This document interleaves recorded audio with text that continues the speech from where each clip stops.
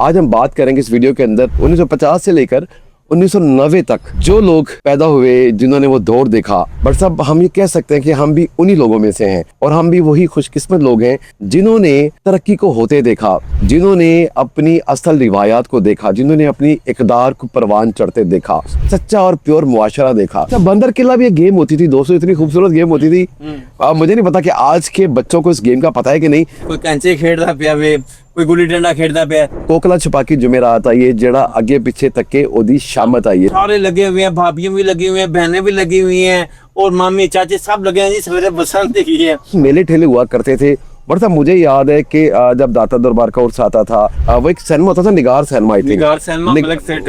निगार cinema के बिल्कुल opposite ना दोस्तों एक खाली प्लॉट था, उसके अंदर ना लकी रानी सर्कस लगा करती थी। मुझे याद है, अगर दोस्तों कोई अपने आप को रिलेट कर पा रहा हो, किसी ने देखी हो दाता दरबार के मेले के ऊपर उस लकी रानी सर्कस को जो यहाँ लगा करती थी। महल्लेदारों ने कहना है शादी है और लोगों ने अपने कंबल लेके आए ने, रजाइयां सर्दियां हों तो रजाइयां लेके आनी है, मंजियां लेके आनी है, अपने घर खोल देने। जी आपके मेहमान आ रहे हैं। किताबों की खुशबू है, इनके जो सफ़ात की खुशबू है, इनको पलटने का जो मजा है। आज की जनरेशन जो है जो मोबाइल पर चली गई है, हर चीज मोबाइल में सर्च कर रहे हैं। अच्छी बात है, टाइम बचता है, आपका टाइम सेव होता है। लेकिन कि जो किताब पढ़ के आपके अंदर एक इमेजिनेशन, एक तखय्युल का एलिमेंट डेवलप होता था ना, वो शायद इससे डेवलप नहीं हो पाता। जिद्दत के साथ हम इंसानों को बहुत सी आसानियां मिली, लेकिन मुझे लगता है जितनी आसानियां मिली बट साहब उससे ज्यादा मसाइल हो गए।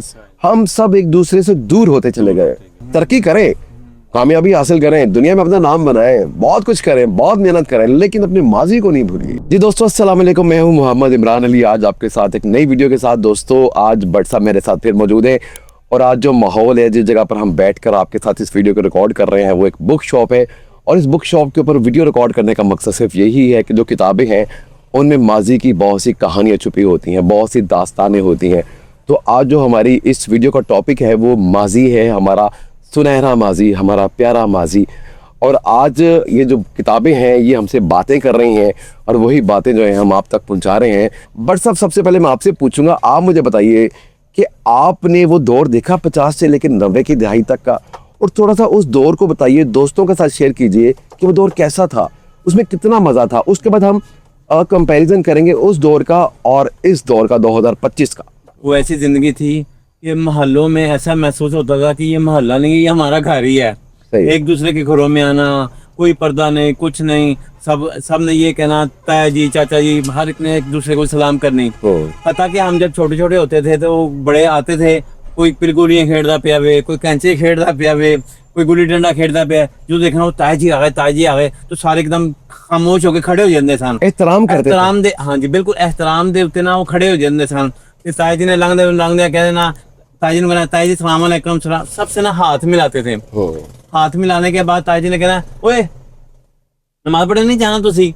अच्छा है, चलो नमाज पढ़ने चलो। अच्छा ताया जी तुसी चलो, ਅਸੀਂ आ रहे हैं। और फिर गुल्ली डंडा खेलना, पिलगुलियां, आपको पीठू गरमो गरम, वो स्टेपू खेलते पे ने। स्टेपू यानी कि वो स्टेप होता था, ये होती है ना अपना फारिश की डब्बियां, उसमें 4 खाने डाल के पहले आप पब डालना, फिर दूसरा पब, तीसरा पब, उसको स्टेपू बोलते थे। अच्छा। और लड़कियां लड़के इकट्ठे खेलते थे, कोई पता नहीं होता, लड़कियां भी बीच में होती थी। हाँ वो जाहिर बात है, बट सब उस वक्त इतना ओपन मुआशरा नहीं था, इतने मसाइल नहीं थे और अखलाकियात थी और लोग बहुत ज्यादा इनोसेंट। मेरा दोस्तों मैं जो समझ रहा हूँ उस दौर को और इस दौर को, कि वो जो दौर था ना 50 से लेकर 90s तक का, बड़ा उसके अंदर ना इंसानों के अंदर, हम सब के अंदर जिद्दत नहीं आई थी, तो मासूमियत का एलिमेंट बहुत ज्यादा था। अच्छा बट साहब आप बात कर रहे थे पीठू गोल गरम की, जरा देखने वालों को बताइए कि पीठू गोल गरम क्या गेम होती थी। आजकल के बच्चों को तो बिल्कुल नहीं पता, वो बताएं। पीठू गोल गरम होती थी और बंदर किला होता था। अच्छा बंदर किला भी एक गेम होती थी दोस्तों, इतनी खूबसूरत गेम होती थी। मुझे नहीं पता कि आज के बच्चों को इस गेम का पता है कि नहीं, लेकिन बंदर किला बड़ी खूबसूरत गेम होती थी, जरा बताइए। बंदर किला ये होता था कि एक बंदे को ना वो गोल सा ना कील ठोक के ना उसको बांध देते थे, और जुतियां जो होती थी ना, चप्पलें जुतियां जो होती थी वो उनके ना इर्द गिर्द होता था, वो जुतियां सारी निकालनी होती थी। अच्छा। और उस बंदे ने ना एक बच्चे को हाथ लगाना होता था। अच्छा। जो जिसने हाथ लगा दिया वही बंदर बन गया। अच्छा। फिर उसको किले के साथ, किला का मतलब है कि वो किला कील सा ठोक देते थे, उसको किला बोलते हैं। तो उसमें ना वो जुतियां मार के तो निकालनी होती थी। फिर अगर वो जुतियां जिसने जुती मारी, उसको हाथ लग गया तो फिर वही बंदर बन जाता फिर वो था। दोबारा बंदर बनता था। वो बंदर बन दोस्तों गेम होती थी बच्चियों की, शायद वो गेम थी कोकला छुपाकी जुमेरात आई है जेड़ा अगे पीछे तके ओदी शामत आई है। दोस्तों ये भी बड़ी खूबसूरत सी गेम थी। और मैं एक दिन इस गेम के बारे में सोच रहा था कि देखें जो भी गेम्स हुआ करती थी ना उनके मकासद होते थे। कोई भी जो गेम है ना वो बगैर मकसद की नहीं होती थी। अब बरसा मैं सोच रहा था ये जो कोकला छुपाकी जुमेरात आई है जेड़ा अगे पीछे तके ओदी शामत आई है, इसका मकसद क्या था। दोस्तों वो ये गेम ये थी कि एक बच्ची को दरमियान में बिठा दिया जाता था ऐसे ही बस, और उसका सर जो होता था नीचे होता था और 5-6 बच्चियां उसके गिर्द घूम रही होती थी। कोकला छुपाकी जुमेरात आई है जड़ा आगे पीछे तक ओदी शामत आई, ये गुनगुना रही होती थी। अच्छा वो जो नीचे बच्ची मुंह नीचे करके बैठी हुई है ना, अगर उसने थोड़ा सा मुंह से ऊपर कर लिया ऐसे हैंडर, तो उसको वो पकड़ता था शामत, जिसको बोलते ना शामत आई है, हैंडर मारते वो उसको हैंडर मारते थे। वो जो दुपट्टा होता था उसको वो उसको मारते थे। तो मतलब जो मुझे लगता है ना कि उसका मकसद यही था कि चीटिंग नहीं करनी, जो चीटिंग करेगा उसकी शामत आएगी। सुभान अल्लाह, क्या बात है। तो देखिए बहुत बारीक निकाली आप। ठीक है भाई साहब, वो मुझे भाई साहब बड़ी खूबसूरत, इतना लंबा टॉपिक है ये, इतना लंबा सब्जेक्ट है कि इसके ऊपर अगर हम बात करने बैठे तो मैं घंटों लग जाए। याद है आपको बसंत हुआ करती थी, तो भाई साहब बसंत भी खत्म हो गई। वो दरअसल बसंत के बारे में बताइए ना, अंदरून शहर में, आप अंदरून शहर से हैं, बसंत का क्या माहौल हुआ करता था, किस तरीके से लोग बसंत को एंजॉय करते थे, इज्तिमाइयत होती थी, छतों पे सब लोग चढ़े होते थे। जरा बताइए दोस्तों को। वो बसंत का ये होता था कि दिन रात हमने तैयारी करनी है, यानी कि जैसे चांद रात है ना, इसको रात को ना बुढ़ियों में तनावे डाल के पिन्ने सही करके, और सारे ना बाहर से लोग, हांगकांग, ताइवान, सिंगापुर, जितने भी रिश्तेदार होते थे ना, वो इंडिया से, अमेरिका से, वो पाकिस्तान आते थे और खास बसंत के ऊपर ये आते थे। और ये है कि सारे रिश्तेदार इकट्ठे हो जाते थे। कोई घर में जनाब गजरेला पकाना, घर में जनाब मूलियां की रोटियां, हाय हाय कीमे वाली रोटियां, और जनाब सारे लगे हुए हैं, भाभियां भी लगी हुई हैं, बहनें भी लगी हुई हैं, और मामी चाचे सब लगे हैं जी। सवेरे बसंत की है और जनाब सुबह सुबह उठ के उन्होंने सारे कोठे साफ कर रहे हैं। बसंत में ये होता था कि हर किस्म के खाने पकाने हैं और हर किस्म के जो ना मेहमान आने घर में, और बच्चे, और बाज को हम पता ही कहते थे, महीना महीना तैयारी करते थे, और बच्चे पैसे इकट्ठे करते थे। अब जी ये बसंत आ रही है, किसी ने 50 रुपए दे देने, किसी ने 10 रुपए, किसी ने 5 रुपए, यानी कि 550 रुपए में ऐसी बसंत होती थी, पिन्ने भी आए थे, गुड़ियां भी आ जाती थी 500 रुपए में, 500 में, यकीन करें आप। तो वो ये है कि वो 500 रुपए में हमने बड़ी ऐशो इशरत करनी, फिर कोठे जाके साफ करने, कलियां करानी, और जनाब वो कोठों को लपना, कच्चे कोठे होते थे, कोठियां हो जहाँ तूरी लेके आना, उसको कच्चे कोठों को लपना, और ऐसा यादें होती थी। फिर उसके बाद जनाब वो रात को डेक वगैरह किसी चाचे मामले से मांग के ना, चाचा ये पसंद की ताड़ी मेहरबानी कुछ डेक दे रही हो अच्छा, और इन्होंने तो खराब कर दिया, खराब नहीं होगा, यकीन करो शीशे ऊपर डेक मांग के लेंदे अपने रिश्तेदार बाहरों आए सन। तो लो जी वो बड़ी मुश्किल 8 दिन जाके तरले कीते, वो डेक लै गया।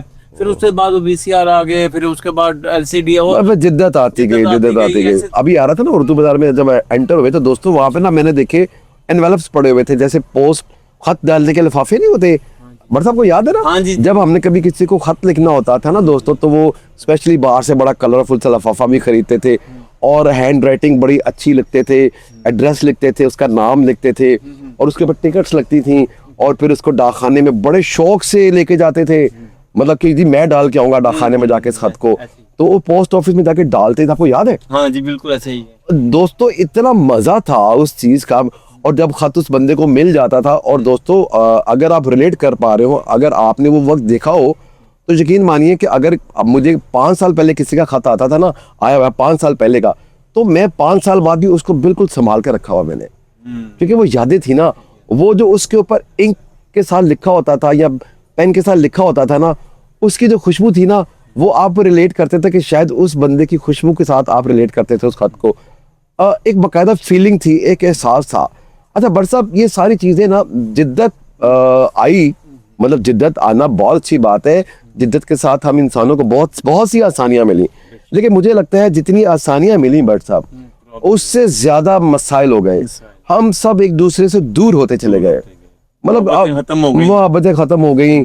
अब उस तरीके से सोशलाइजेशन नहीं होती। दोस्तों मैं अपने आप को बड़ा लकी तस्वर करता हूँ कि बट साहब के साथ मेरी कंपनी होती है, हम बैठते हैं, आज भी वही सारी बातें करते हैं। देखिए आप अपनी दुनिया की भागदौड़ में लगे रहते हैं, काम करते रहते हैं, लेकिन जो सोशलाइजेशन है ना, आपका नॉस्टैल्जिया है ना, उसमें आपको रहना चाहिए, उसको आपको फील करना चाहिए। बहुत इंजॉय करते हैं आप।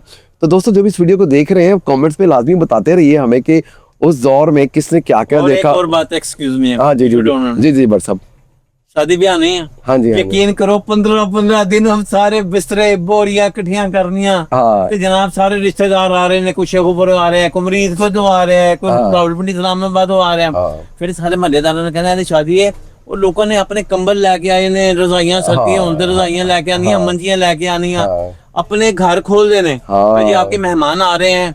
तो आजकल शादी होती नहीं अब तो थोड़ा सा वो रेडीमेड काम हो गया ना। उसकी वही वजह है कि जब रेडीमेड हुआ, लोगों के पास वक्त कम है, तो लोग चाहते हैं कि बस जल्दी जल्दी सारे काम होते चले जाएं। तो जितनी जल्दी जल्दी सारे काम होते चले जाते हैं वैसे ही मसाइल भी होते हैं दोस्तों, उसमें ज्यादा पुख्तगी नहीं हो पाती, क्योंकि आपका रिलेशन डेवलप नहीं हो पाता, क्योंकि हम किसी को टाइम ही नहीं दे रहे, हम किसी के साथ बैठ ही नहीं रहे। मैं बट साहब का मसला नहीं सुन रहा, बट साहब मेरा मसला नहीं सुन रहे, हम सब एक दूसरे को सिर्फ काम के लिए मिलते हैं दोस्तों।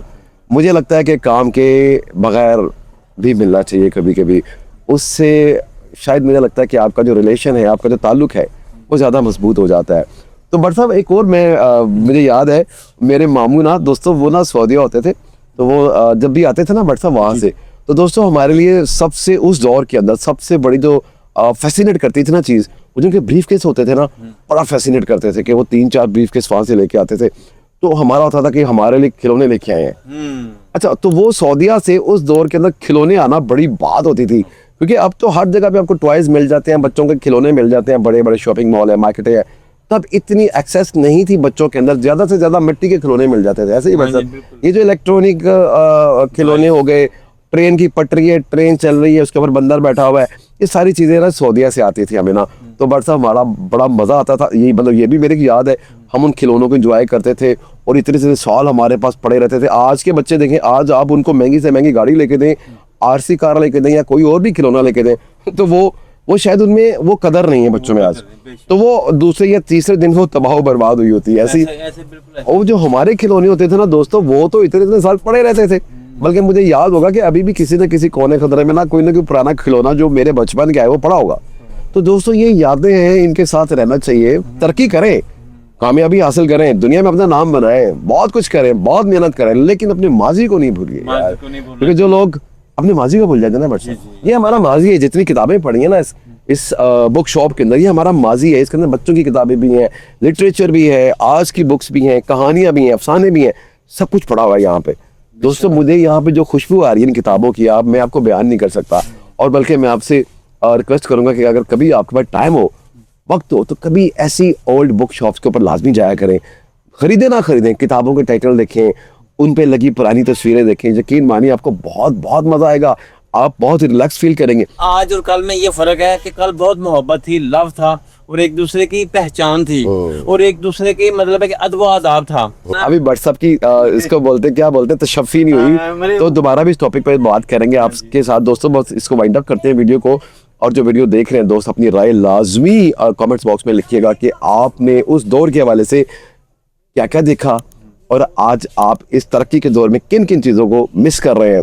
दोस्तों आखिरी बात करते हैं कि हमने बहुत तरक्की कर ली, बहुत जिद्दत आ गई, लेकिन दोस्तों इस तरक्की के साथ, इन तरक्की की मनाजिल तय करते करते कलमिया भी हो गया। क्या हम अपनी रिवायात और सकाफती इक़दार, जो हमारी सकाफत थी, हमारा कल्चर था, उनको बहुत पीछे छोड़ा है।